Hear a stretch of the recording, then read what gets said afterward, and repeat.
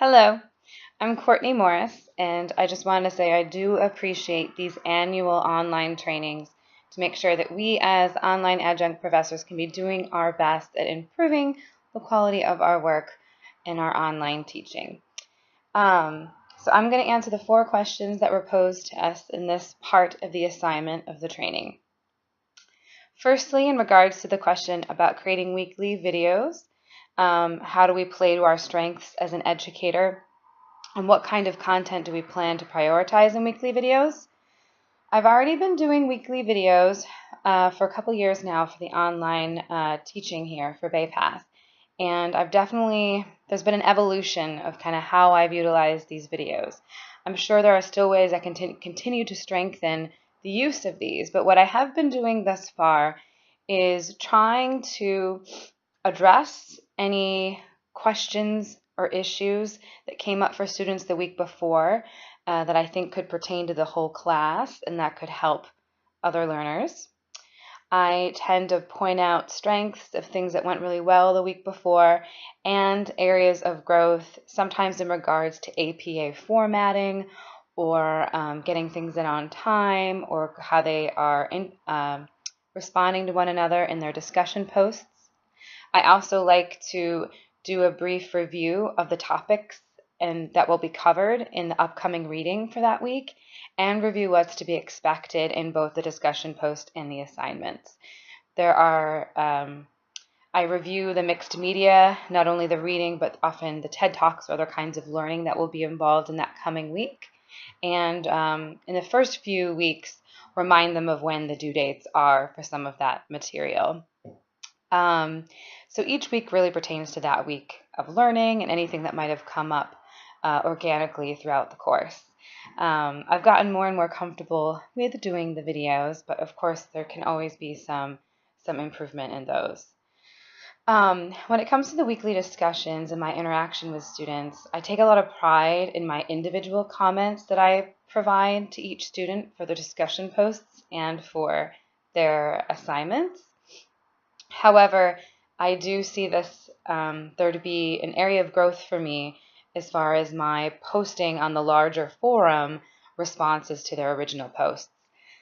I go with trepidation with this because I am really mindful of not wanting to have any students feel dismissed or for there to be some feelings or concerns about maybe there being favoritism to other students.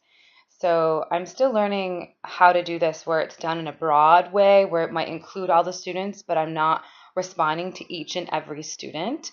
So I might point out some themes that are coming up amongst the students, or I may point out a current event or global event that occurred that might be related to some of the material or recently that has occurred that might relate to some of the material in that question.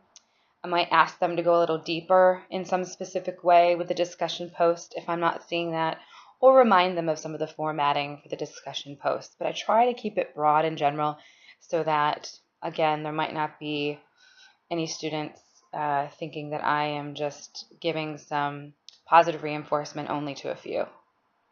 So I continue to work on this, and it's definitely an area of growth for me, and it's new to me that we are to be doing 4 a week, so I will make sure to bump those up as well.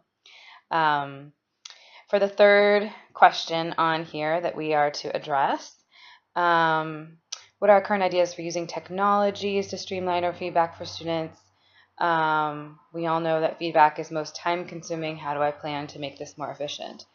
On occasion, I will reference other TED Talks that aren't in the material or podcasts that aren't in the material that might be related to what they're learning in regards to other technologies. I also give a lot of feedback on the Knowledge Path integration if that course has any of that kind of media being involved in the course, and want to make sure students are really understanding and grasping that the best they can early on. And I've been teaching some of the same courses online for the psychology department for the Women's College. And so I feel like I've been getting better and better with my efficiency with my time, especially because I've gotten really familiar with the material and pointing out things that I'm hoping students can improve upon or things that they missed in their posts or in their papers that were asked of them, or their assignments that were asked of them. So I feel like I do pretty good with my efficiency with time. Yeah, there might be common blurbs or phrases that I use for the students, but I do make everything individualized for that student. And knowledge path provides you exciting amounts of data on student knowledge and competency. How do you plan to utilize this data to inform your engagement? So I've had a few courses for the past year and a half that I have been utilizing the Knowledge Path program, and I try to do my best to definitely catch the students that seem to be struggling, and definitely to grade those as soon as possible so they're aware of kind of how they're doing.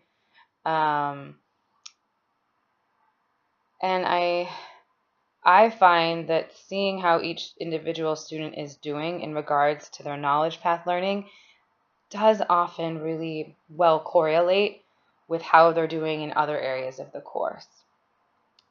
Often those students that are doing really, really well on knowledge path are also doing very well with their discussion posts and their papers, so it helps me in that way.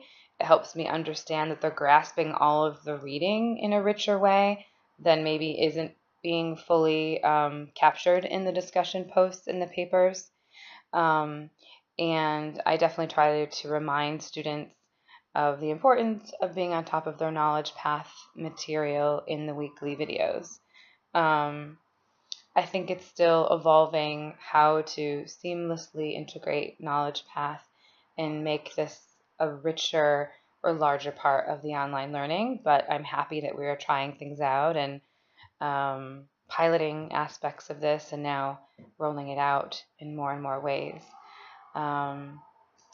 And I appreciate this opportunity, and I've really enjoyed teaching for Bay Path, and I think I'm done with this part of the training and the learning in this video. Thank you.